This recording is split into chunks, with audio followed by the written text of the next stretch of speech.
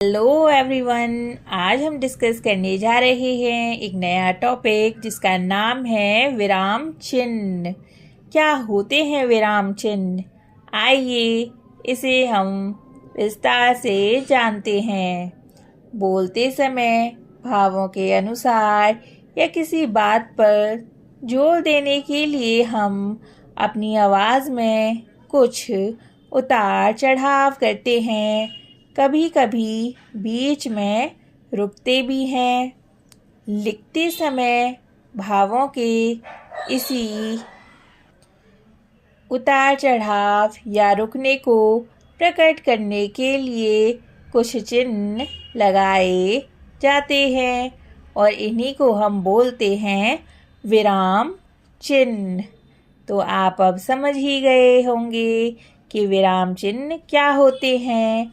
जिन चिन्हों का प्रयोग लिखते पढ़ते समय शब्दों के बीच विराम, अंतर तथा कथन के भाव अर्थ को स्पष्ट करने के लिए किया जाए, वे विराम चिन्ह कहलाते हैं। अब हम जानेंगे विराम चिन्ह के प्रकार के बारे में। विराम चिन्ह निम्नलिखित प्रकार के होते हैं, जैसे पूर्ण विराम, अर्ध विराम, अल्प विराम, प्रश्नवाचक चिन्ह, विस्मयादि बोधक या संबोधन, उद्धरण चिन्ह, योजक, निर्देशक चिन्ह, विवरण चिन्ह, लाघव चिन्ह, कोष्टक चिन्ह एवं उपविराम। तो आइए इसके बारे में हम अब जानेंगे डिटेल में। तो पहले हम बात करेंगे पूर्ण विराम के बारे में। पूर्ण का क्या मतलब होता है? कमेंट बॉक्स में बताओ लिखकर। बिल्कुल, पूर्ण का मतलब होता है पूरा। और विराम का अर्थ क्या होता है? विराम का अर्थ होता है रुकना। तो पूर्ण विराम का क्या अर्थ हुआ? पूर्ण विराम वाक्य के अंत में लगाया जाता है। प्रश्नवाचक तथा विस्मय सूचक वाक्यों को छोड़कर सभी वाक्यों के अंत में इसका प्रयोग होता है। तो आपने जाना कि प्रश्नवाचक और विस्मय सूचक वाक्यों को छोड़कर सभी वाक्यों के अंत में हम पूर्ण विराम का प्रयोग कर सकते हैं। जैसे कि वाक्य है, मेरा भाई स्कूल चला गया है। तो इस वाक्य के अंत में आप देख सकते हैं पूर्ण विराम का प्रयोग हुआ है। अब हम जानेंगे अर्ध विराम के बारे में। अर्ध का मतलब क्या होता है? कमेंट बॉक्स में लिखकर बताएं।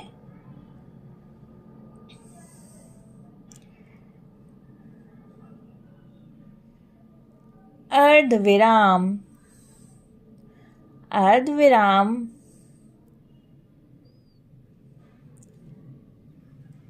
का मतलब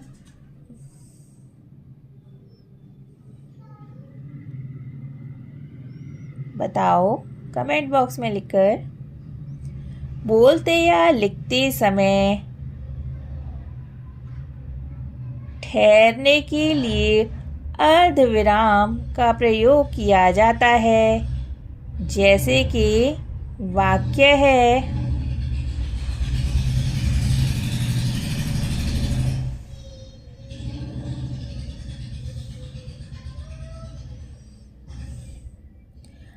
आजकल जो बेईमानी करते हैं वे ही सम्मान पाते हैं।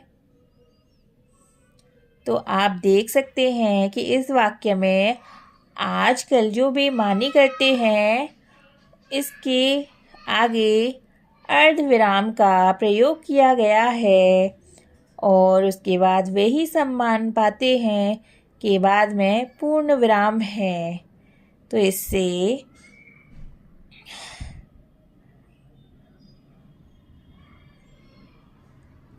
आप समझ सकते हैं इस वाक्य से कि अर्धविराम का प्रयोग पूर्ण विराम की अपेक्षा कम देर ठहरने के लिए होता है। क्या आप इस वाक्य से सहमत हैं या नहीं? कमेंट बॉक्स में लिखकर बताएं। अब हम चर्चा करेंगे अल्प विराम के बारे में। क्या होता है अल्प विराम? अल्प का क्या अर्थ होता है बताइए।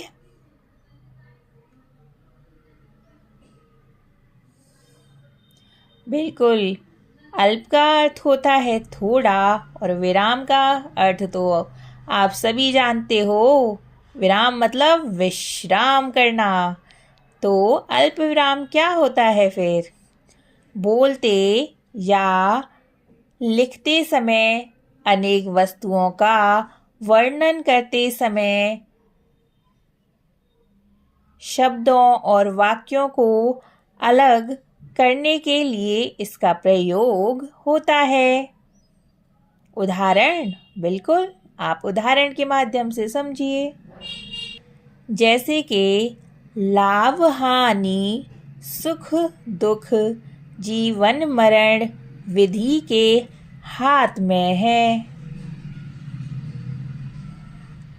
तो आप देख सकते हैं कि लाभ हानि शब्द के बाद, सुख एवं दुख शब्दों के बाद अल्प विराम का प्रयोग किया गया है। अब हम जानेंगे प्रश्नवाचक चिन्ह के बारे में।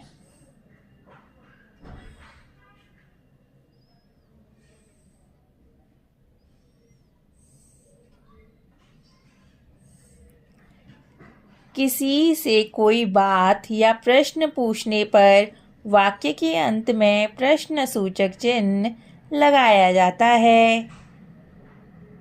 जैसे कि उदाहरण है, तुम कौन हो? इसके आगे प्रश्नवाचक चिन्ह का प्रयोग हुआ है क्योंकि आप यहाँ पर प्रश्न कर रहे हैं कि तुम कौन हो। आप और भी उदाहरण ले सकते हैं, जैसे कि तुम्हारा नाम क्या है? इस वाक्य के अंत में भी प्रश्नवाचक चिन्ह का प्रयोग किया जाएगा। अब हम बात करेंगे विस्मयादिबोधक चिन्ह के बारे में।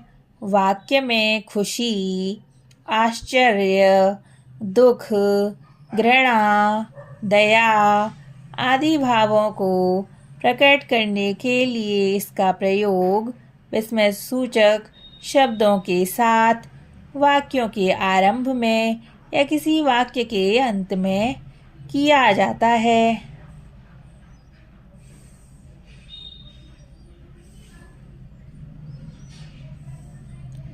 जैसे कि वाक्य है, सभापति महोदय मेरी बात सुनिए।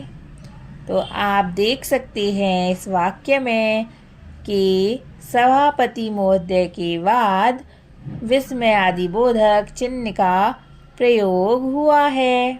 अब हम जानेंगे उद्धरण चिन्ह के बारे में। क्या होते हैं उद्धरण चिन्ह? यह दो रूपों में प्रयोग होता है।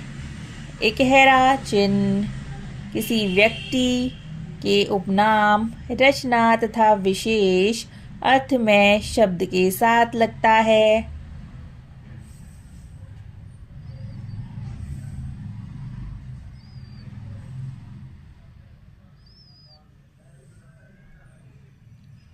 और दोहरा चिन्ह किसी के कथन को ज्यों का त्यों लिखने के लिए लगाया जाता है। जैसा कि आप देख रहे हैं इस वाक्य में, नेताजी सुभाष चंद्र बोस ने कहा था, तुम मुझे खून दो, मैं तुम्हें आज़ादी दूंगा। तो इस वाक्य के आरंभ में और अंत में आप देख सकते हैं कि यह उद्धरण चिन्ह लगा हुआ है। अब हम जानेंगे योजक चिन्ह के बारे में। क्या होते हैं योजक चिन्ह?